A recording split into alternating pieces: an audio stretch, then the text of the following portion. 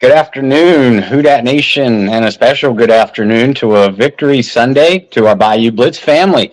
I hope everybody's doing well out there. Hopefully, you're tuning in because this is your Bayou Blitz post game show. Brendan Boylan and myself, Bob Rose, are you going to be your host for at least a little bit. Just to recap, a what I thought was a pretty impressive performance by the New Orleans Saints. What say you, Brendan? All around good performance. I mean, we'll get into it. It may have been Derek Carr's best performance as a Mm-hmm. Saint. The defense that you and I have had concerns about for quite a while has now posted back-to-back games without surrendering a touchdown. Now, albeit it's Carolina who won today. In front of what was an expected crowd of 5,000 people in Charlotte. I mean, that's not a joke. That's how bad it was. Wow. But no, I mean, I thought the Saints played really well defensively. We'll throw some of the numbers up. It's 7 sacks for the Saints defense. Yeah, they didn't force that turnover. So, Tommy DeVito still hasn't turned the ball over as an NFL starting quarterback, but they did everything but that, right? Had sacks, created a lot of pressure. Saquon Barkley couldn't get going. And then offensively for the Saints, what was the thing that we were saying? We're saying, well, there's not a lot of weapons here for Derek Carr to work with at all. So what are the Saints going to do? Well, I mean, Derek Carr goes and completes 23 passes to 1, 2, 3, 4, 5, 6, 7, 8, 9, 10 different receivers today. So I thought the Saints played a really good complimentary football game, which we joked about in the pregame. That's not something Saints fans have been used to seeing. Even Lou Hedley, who a lot of people have been critical of at the punter spot, made a play. So no, I thought the Saints overall played really well. I will say I was concerned that first drive. Kamara doesn't see a snap on a 3 and out. The Boo Birds came out as we said they would. But it was a weird start. But you go into halftime 7-6, and honestly, you feel like the Saints had dominated majority of the first half. Only up by 1, that's concerning. And they went out and really took the bull by the horns in the second half. So I think overall, Bob, was a pretty good win. Yeah, and it was much needed as we talked about in the pregame show. Especially with Tampa Bay winning, the Saints remain tied atop the NFC South at 7-7 with the Tampa Bay Buccaneers. And the Atlanta Falcons fall a game behind after their upset loss to Carolina. But you got to feel a lot better, as you pointed out. You got to feel a lot better about this win than you did about last week's win over Carolina. Now, at the end of the day, a win is a win. So you take what you can get. But this is only the 4th time in the Dennis Allen era that the Saints have won back-to-back games. They're looking to equal their longest winning streak under Allen when they travel to the Los Angeles Rams on Thursday Night Football. So that's a short week. But yeah, I mean, I got to give credit, to really the entire Saints team and coaching staff too. They came in very well prepared. A fairly vanilla game plan on offense, but it was diversified in the way that, as you pointed out, they intended on spreading the ball around. I thought the both lines of scrimmage were dominated by the Saints on their offensive line and defensive line as well. You would think that in a game like this, for offensive success, and we talked about it before the game, the Kamara and or Taysom Hill and or Rashid Shaheed would have to have big days, and really none of them did. I mean, Kamara was productive. As you and I spoke about before we went on the air, it seemed like the Saints used Taysom Hill in more of a decoy role. And Rashid Shaheed, although he had a couple of key receptions, I wouldn't call him a big part of the game plan. So all the credit in the world to that offensive line, for opening up holes for the running game in the second half, not so much the first, and most importantly, keeping Derek Carr upright. And I agree with what you said. it's not statistically Derek's best game as a Saint, but I feel like it was his most efficient game as a Saint. I was really impressed with the way Derek Carr saw the field, got rid of the ball on time, and just utilized every single one of his targets at his disposal. Absolutely. I think you're right there. Statistically, I mean, the numbers are on the screen right now. 23 of 28 for 218 and 3 scores. In today's NFL, you don't really bat an eye at that. Yeah, the 3 touchdowns are nice. Mm-hmm. And I think a lot of Saints fans are still spoiled by seeing stat lines that included 3 and 4 touchdown passes Sure. by a certain quarterback for a long time. But 3 touchdowns is a very good day Mm-hmm. as an NFL quarterback. But you look at the yards and you're just like, like 218, not too impressive. A lot of modern day NFL quarterbacks are averaging, 290 plus, closer to 300 week in and week out. So maybe you don't think anything at 218, but only 5 incompletions. As Bob and I mentioned in the pregame show, you're without Mike Thomas, you're without Chris Olave. We didn't know how healthy Rashid Shaheed was. He looked pretty healthy, looked pretty good. Mm-hmm. Was returning punts as well, but you didn't know what you were getting out of there. And I joked in the pregame it was Rashid Shaheed and everybody else. Mm-hmm. But Lynn Bowden made plays for the Saints. A.T. Perry had a couple good grabs. It was really good to see Juwan Johnson get back in the end zone, right? Yeah. Jimmy Graham, again, only 2 catches, but you want to talk about big catches. And I don't know how much we've said it this year that it didn't make any sense that he wasn't playing at all. But man, 2 big catches for Jimmy Graham. One goes for a first down, the other, very simple. I mean, great play call, defense bit, and he's wide open in the back of the end zone. But that's what Jimmy Graham's there for. Mm-hmm. And has a good day. And then, of course, we can't go by without saying hello with my friend Keith Kirkwood, the pride of Neptune, New Jersey. First touchdown in 5 years for Keith, but 1 catch for 7 yards and a score. I mean, he only had like 3 or 4 catches coming into the game. Mm-hmm. So everybody got involved. Yeah, A.T. Perry had a couple big catches too. Jamal Williams looked pretty good on the ground, especially through the second half. It was good complementary football by the offense. Absolutely. You're absolutely right. A.T. Perry had 2 catches for 34. Shaheed 3 catches for 36. Juwan the 2 for 38. Kamara was the leading receiver with 44 receiving yards. Foster Moreau had a handful of grabs. And really there weren't many drops. And you go across the board and see targets to receptions. And honestly, it was a pretty good day for the New Orleans offense. And Jamal Williams, and I've said this for so long, Bob, you don't need Jamal to sit there and do anything more than what he did today. 8 carries for 24 yards, 3 yards per carry. Yeah, you look at the contract and say, that's not what we signed him to do. But at this point, that's all you need him to do. Carry the ball 10 to 12 times a game is probably the sweet spot. And expect him to put his head down and get 3 to 4 yards a carry. Mm-hmm. And you really just need a complimentary back like that with Alvin Kamara. You don't need the whole boom and zoom era where both those guys were doing their own thing, because Kamara's, the feature back. I want to talk about the defense a little bit. Tommy DeVito, as I said, was not a quarterback that was going to go out and win you a football game, but I figured his elusiveness would give the Saints struggles today. And it really didn't. The Saints defense was on top of DeVito. They didn't allow Saquon Barkley to really get going. And maybe that's the first thing we want to start with before we go into the Saints' total annihilation of the Giants' offensive line. But Saquon Barkley, only 11 touches for Saquon Barkley, and only 37 scrimmage yards for Saquon. When you hear those stats, Bob, how shocking is that to you? Very, very, because you and I said it before we went on the air. We expected Barkley to be at least close to 100 total yards from scrimmage, and that's if the Saints kept him in check. If you told me coming in, New Orleans is going to hold Saquon Barkley to 90, 95 total yards from scrimmage, I'd say, you know what, I will take that stat any day of the week, especially with the way New Orleans has been playing against the run.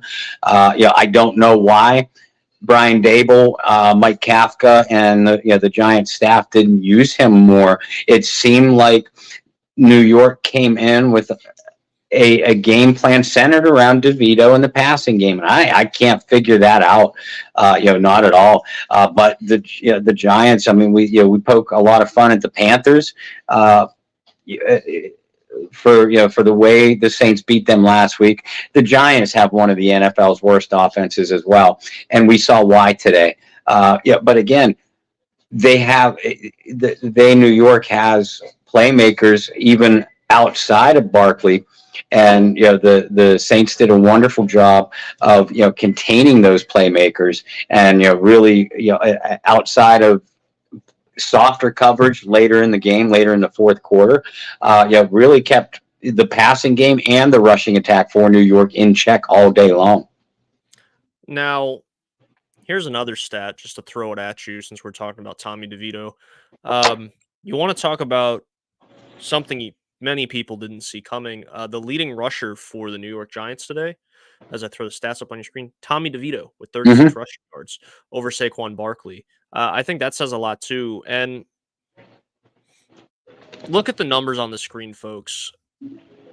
When you have Tommy DeVito drop back 34 times, given they were down late in the game, they're trying to get something going.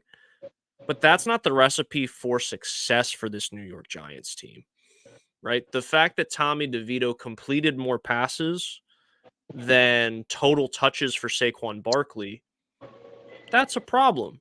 And that's nothing against Tommy DeVito. And again, I understand they were down throughout the majority of the game and multiple scores in the second half, but Tommy DeVito is an undrafted rookie quarterback. Saquon Barkley is one of the highest paid running backs in the league.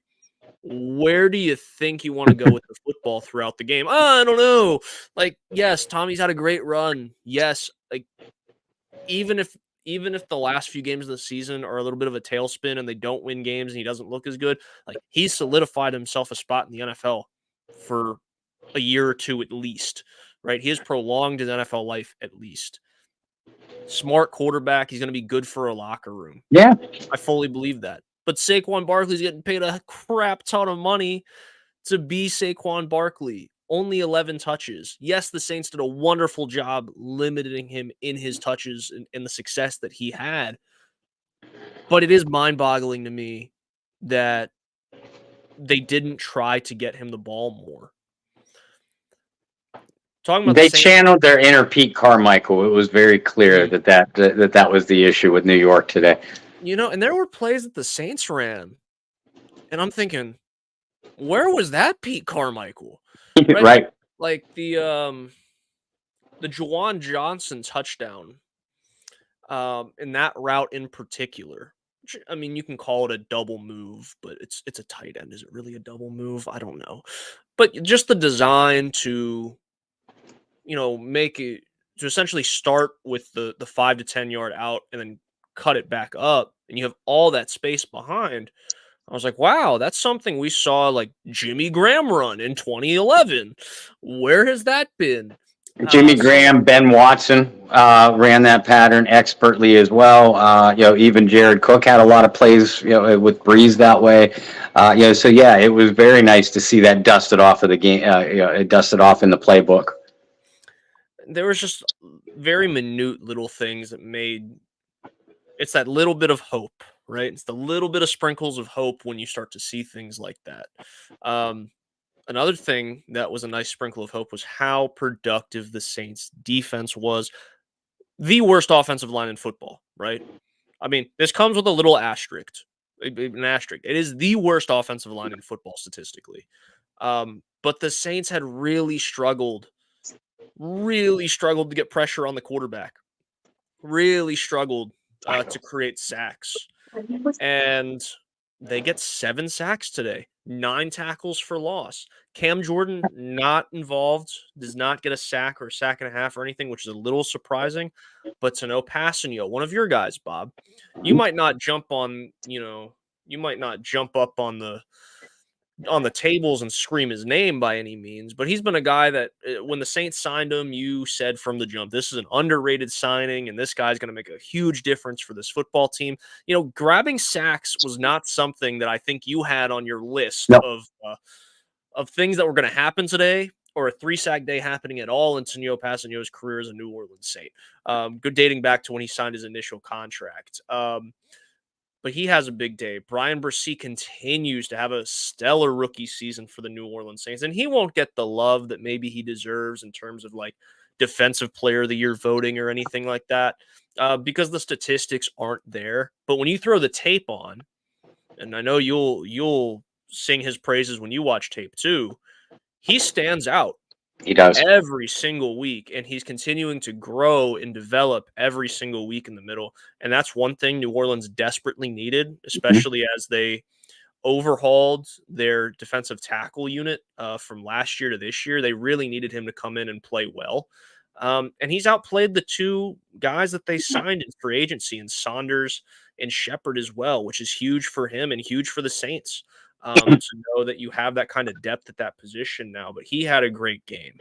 Demario Davis had a great game. We're used to saying that, but that was stamped as like a classic Demario Davis game, being all over the field, having his hand in just about everything. And we talk about Saquon Barkley and not touching the ball a whole lot and being held to less than 40 scrimmage yards. Who do you think has a big hand in that? The guy calling the plays on your defense and making checks, and Demario Davis. And then I can't go on this little bit of a tangent and rant without talking about Isaac Iadom, who had a really good game today. He's had a really good season filling in at corner for injuries, whether it was a Debo or Taylor or Lattimore now. I mean, he's had a really good year. And I think that speaks volumes, because remember, we were kind of scratching our heads at the beginning of the season when the Saints parted ways with Bradley Roby for an unproven, cornerback. So have to tip my cap there as well. I think overall, while last week, I think you could point to the Saints' defensive effort and say that was a really good one. Obviously, you could point to the shutout earlier this year in New England as perhaps one of their best efforts. I think altogether, and recency bias is a thing here too, because it just happened. I think you could make the case for this being the best overall defensive performance as well, and that's without forcing a takeaway. Yeah. Because New York, despite their offensive inefficiencies, they were coming in on a roll a little bit. And as you pointed out, it was only a 7-6 game at halftime, yet you still felt like this New Orleans defense was dominating, and they really put the hammer down in the third quarter when New York had a total of 2 yards. You mentioned the main standouts, especially for me, Passanio, Bresee, and Demario Davis. I'll tip my cap to Iadom too, but I thought Alontae Taylor had a standout afternoon. Colin Saunders had a couple nice run stops early in the first half. Nate Shepard didn't get any sacks, but a lot of those 7 sacks, go back and look at the highlights. 93 was close behind in either, there's 3 of them that come to my mind where he either laid a hand on DeVito or forced DeVito to step up into the waiting arms of, in one case, Passanio, and in another case, Bresee. So Nate Shepard was playing some effective football too. Zach Bond, the Saints have finally, it only took 3 years, but the Saints have finally figured out how to use Zach Bond. Use him as a downhill defender. Just tell him, rush straight up the field, be north and south, and go get the quarterback, go get the ball carrier.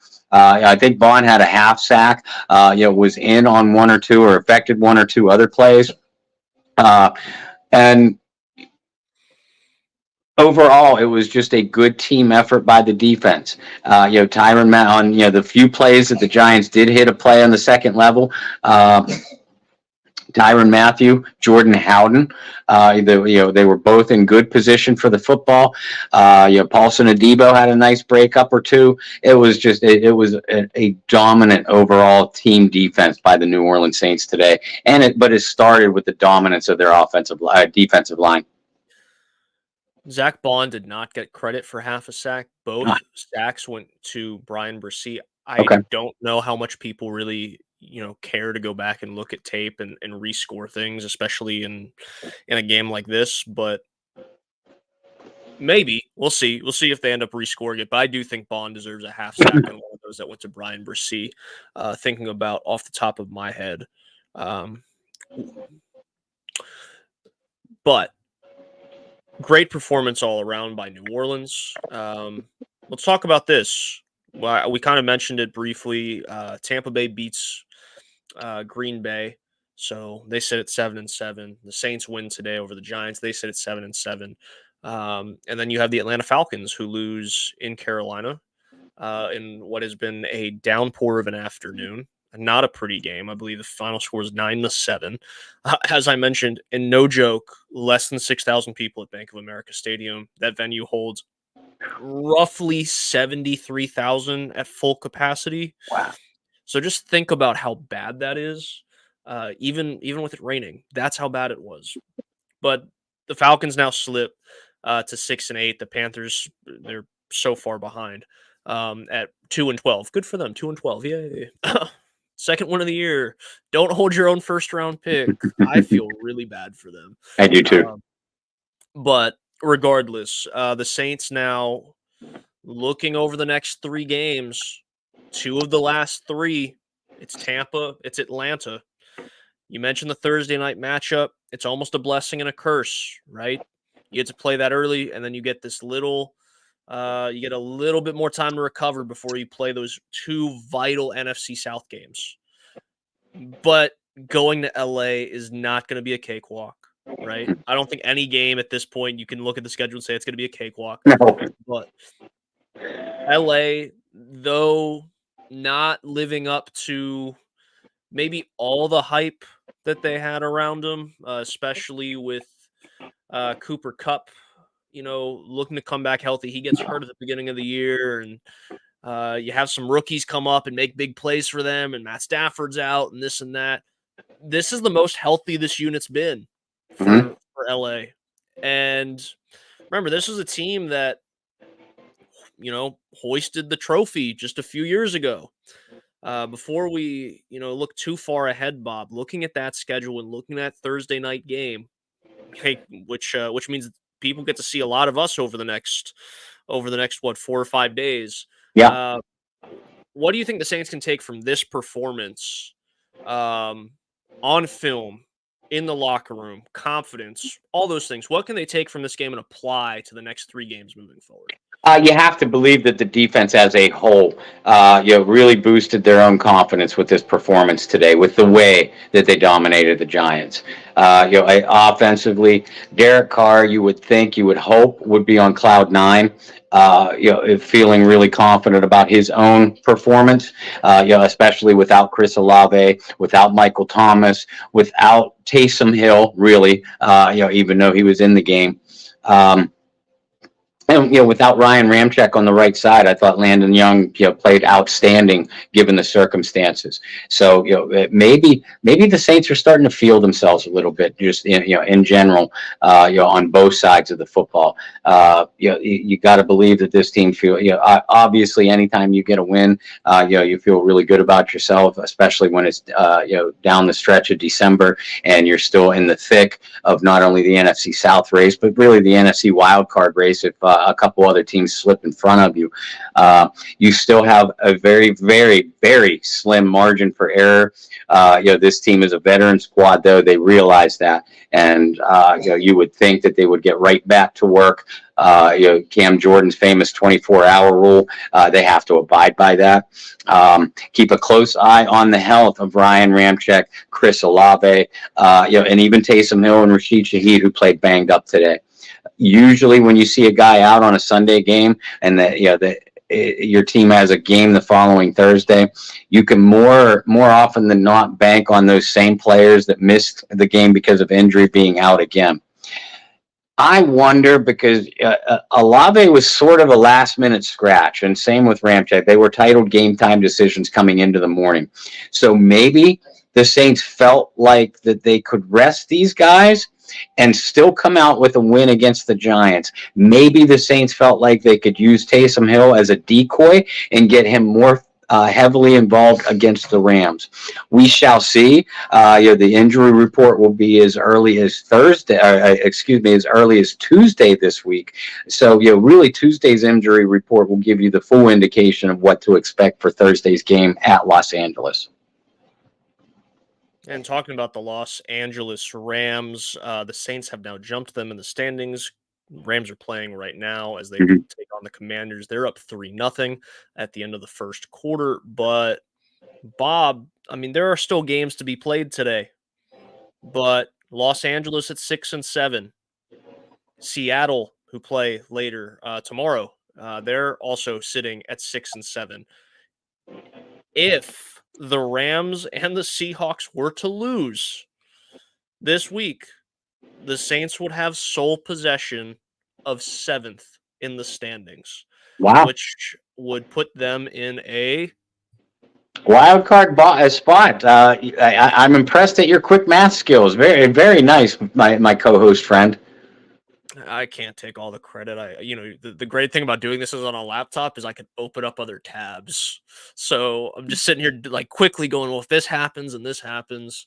So maybe not math, but just seeing the current standings and going, okay, +1, -1. So, I did get a D in math, but, in college, but that's passing, right? That's passing. So, yes, the Saints, if some other things go their way, would be in the final wild card spot as of today. There's still a lot of football to go throughout the rest of the way and some really big matchups for New Orleans. We mentioned Los Angeles on Thursday night, but those two after for the Saints against their division rivals, starting with Tampa in week 17 and then 17. the Falcons in week 18. That's what's really going to turn the tides here. And remember, the Saints get the last game of the year will be at home against Atlanta. I think a lot of people have had that circled and highlighted for probably the past 2 or 3 weeks as a game that could really determine who wins the NFC South, even more so now. Yeah. Because Tampa still has to face Atlanta as well, if I'm not mistaken, with their schedule. And we'll go ahead and bring that up and run that as well. Not to dive too far deep into the rabbit hole of situations, but the final 3 games for Tampa Bay are home against Jacksonville, home against New Orleans, and then at Carolina to close the season out. Jacksonville could do New Orleans a big favor with a victory, but New Orleans has to take care of their own business as well. Which has been a big problem for this team, not only this year, but the previous 2 years. It's why they did sit at home in January. Was the fact that they were unable to take care of their business, their own side of the street, as the saying goes, despite multiple opportunities to do so, and that includes this season. So I keep talking about how this could be a confidence boost for the entire New Orleans Saints team. We shall see, because now they're going to have to respond. I think I'm going to butcher this, but it's an old Drew Brees quote about adversity, and the quote was something along the lines of when adversity comes knocking at the door, are you ready? And adversity's here for New Orleans, in multiple facets. You could look at throughout the season, see all the adversity the team's been through. But particularly these last 3 weeks of the season, you're not 100% healthy. You're going to Los Angeles to play a very healthy team who has experience in big games and winning a Super Bowl in the last few years. And then you get the adversity of facing 2 division rivals that you've already lost to this year, and you need to find victories to put yourself in the playoffs. Weird situation, but as you said, Bob, it's the 3rd straight year where New Orleans is going to these final 3 weeks of the season with a real chance to win the NFC South, but it's up to them to take care of business. The simplest and easiest way to say this is if the Saints win out, they win the division. Yeah. They control their own destiny at this point. Yes, they could use some help along the way, but if the Saints win their final 3, they will be crowned champions of the NFC South. As I mentioned, Bob and I, you will be seeing a lot of us over the next few days. We will have our standard Wednesday night Bayou Blitz podcast with a special guest, thanks to Mhm. Bob Rose.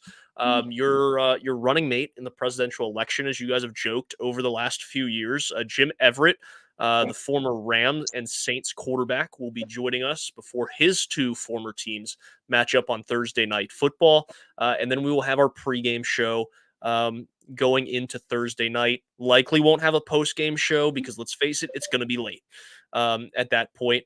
And well, some of us here on the East Coast have to get up and have responsibilities, whatever that is, the following morning. But we have a lot coming. Obviously, a lot of film to watch for you, Bob. A lot of articles to write over the next few days. So, where can people find you and all your wonderful work with the Saints News Network? Yeah, first of all, guys, thank you for tuning in to not only our pregame show, but obviously if you're sitting here watching our postgame show as well. And make sure you check out our regular weekly broadcast, which is going Wednesday night, 9 p.m. Eastern time, 8 p.m. for you Central dwellers. Really excited to have Jim Everett on. If you've never watched an interview that he's had with Brendan and I, he's a lot of fun to talk to. There is no better football mind on earth, and nobody better to analyze the Saints, the Rams, and talk about the history between these two, the lengthy history between these two franchises. So make sure you tune in Wednesday night. In the meantime, you can check out me and my articles through the Saints News Network, Bob Rose on Facebook, at Bobby R2613 on Twitter, and obviously our Bayou Blitz Facebook page and our Bayou Blitz Twitter page at Bayou Blitz Pod. And for myself, you can follow me virtually everywhere at BT Boylan. That Bayou Blitz group, we've been eyeballing that 2,000 member mark for the last little bit. We're sitting at 1.9 thousand. We would really love to get to 2,000 members in the Bayou Blitz group on Facebook before the end of the year. Very simple. Just type in Bayou Blitz. Ask to enter the group, and myself, Bob, or some of the other moderators will get to you there. Well, guys, until Wednesday, short week for everybody, the Saints included. Until Wednesday, hope you guys have enjoyed a victory Sunday. We've had as many of those as we've had. I don't know a good way to say morning losses They hit Sunday. 7, so they've had as many as they've had as we have days of the week. Okay, that's good too. That's better. That's better than what I was going with. But yeah, I hope you guys have enjoyed your victory Sunday. Until Wednesday, hope you guys find some peace, spread love, practice positivity. Thanks for supporting us and your Bayou Blitz podcast. We'll see you soon. Who dat? Who dat? Who dat?